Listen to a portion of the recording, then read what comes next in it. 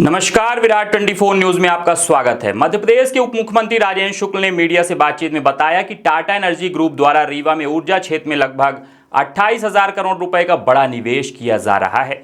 उन्होंने कहा कि यह महत्वाकांक्षी परियोजना न केवल जिले को क्लीन और ग्रीन एनर्जी उपलब्ध कराएगी, बल्कि लगभग 5,000 लोगों के लिए रोजगार के नए अवसर भी पैदा करेगी। परियोजना के पूर्ण होने पर 1,000 मेगावाट से अधिक बिजली उत्पादन होने का अनुमान है, जिससे क्षेत्र की ऊर्जा जरूरतों को मजबूती मिलेगी। उप मुख्यमंत्री ने संबंधित अधिकारियों को निर्देश दिए हैं कि चिन्हित भूमि का भू अर्जन जल्द से जल्द पूरा कर टाटा एनर्जी को उपलब्ध कराया जाए, ताकि परियोजना में तेजी लाई जा सके।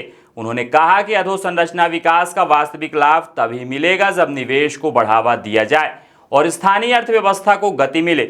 उन्होंने यह भी बताया कि मुख्यमंत्री की पहल पर आयोजित इंडस्ट्रियल कॉन्क्लेव के सकारात्मक परिणाम अब सामने आने लगे हैं और कई निवेशक रीवा में रुचि दिखा रहे हैं। प्रशासन की ओर से निवेशकों को हर संभव सहयोग दिया जा रहा है। वहीं मैहर जिले के अमझर क्षेत्र में औद्योगिक विकास को बढ़ावा देने के लिए 400 एकड़ भूमि चिन्हित की गई है, जहां लगभग 50 औद्योगिक इकाइयों की स्थापना प्रस्तावित है। इससे पूरे विंध्य क्षेत्र में औद्योगिक गतिविधियों को नई दिशा मिलने की उम्मीद है। इसमें अभी तो बहुत ही शुरुआती दौर है। इसमें टाटा पावर, जब से भारत सरकार ने प्राइवेट सेक्टर को न्यूक्लियर पावर प्लांट स्थापित करने की का रास्ते को खोला है, तो टाटा पावर, जो कि देश की बहुत ही प्रामाणिक कंपनी है, उन लोगों ने रुचि दिखाई है और उसके लिए जो आवश्यक फिजिबिलिटी स्टडी है वो हो रही है। तो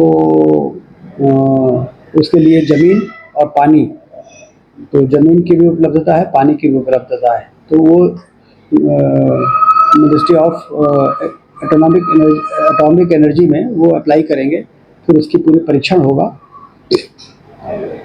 फिर वो वहाँ से अप्रूवल होगा।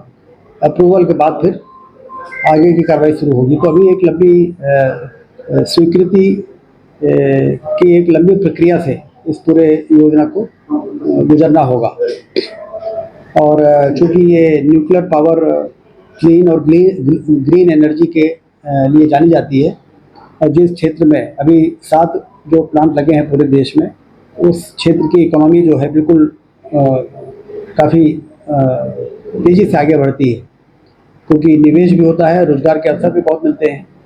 तो उस दृष्टि से रीवा, चूँकि अब एयरपोर्ट भी बन गया है और शानदार सड़कें और रेलवे की लाइनों का विस्तार हो रहा है, तो शुरू से ही मैं कहता था कि यदि 4 लेन की सड़कों से रीवा जुड़ जाएगा, रेलवे लाइन यदि सिंगरौली तक जुड़ जाएगी, हवाई अड्डा यदि बन जाएगा, तो यहाँ पर निवेश आएगा। और वही आज हो रहा है। निवेश करने के लिए टाटा जैसा ग्रुप न्यूक्लियर पावर प्लांट लगाने के लिए रुचि दिखा रहा है। तो ये जो इंफ्रास्ट्रक्चर मौजूद हुआ है विंध्य क्षेत्र का, उसी का ये परिणाम है। इस प्रोजेक्ट से हजारों युवाओं को रोजगार मिलेगा, तो क्या स्थानीय युवाओं को रोजगार यहाँ? स्वाभाविक है। इसमें एक तो क्या है, ये हाईली टेक्निकल जो लोग हमारे विंध्य क्षेत्र के हैं, जो बाहर काम कर रहे हैं, वो अप्लाई करेंगे, उनको काम मिलेगा। जैसे रीवा में सुपर स्पेशलिटी हॉस्पिटल खुला, तो डीएम और एमसीएच के डॉक्टरों की ज़रूरत पड़ी शुरू में कम, लेकिन अब बहुत तेज़ी से आ रहे हैं।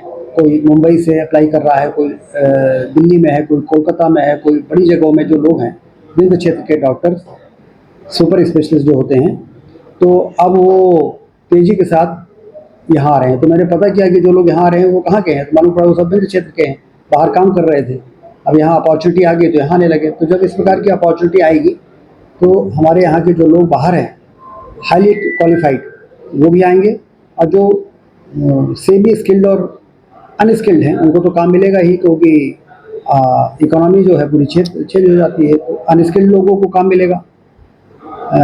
जैसे सोलर प्लांट रीवा में अनस्किल्ड लोगों को वहाँ काम मिल रहा है, और स्किल्ड लोगों में भी जो लोग पढ़े लिखे हैं उस लेवल के, उनको भी मिला हुआ है। तो वैसे ही यहाँ भी मिलेगा।